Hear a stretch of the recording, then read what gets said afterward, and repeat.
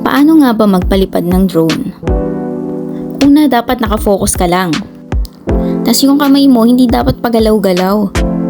Pagka ganyan, medyo ibabalik mo siya kasi hindi siya nakafocus. Yan, dapat nakacenter.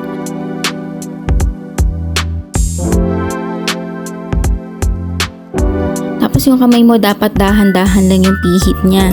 Hindi dapat siya mabilis. Ayan, tapos unti-unti mong ilalayo yung drone habang nakafocus sa inyo. Tapos ipapakita mo yung view kung gaano kaganda kung nasan lugar kayo. O diba, napakaganda. Yan, tapos dahan-dahan lang yung balik. Tapos sasabihin mo sa mga kasama mo, huwag kang Pakikialaman. Kasi pagka sila nakialam, yan, iinit ang ulo na nagpapalipad.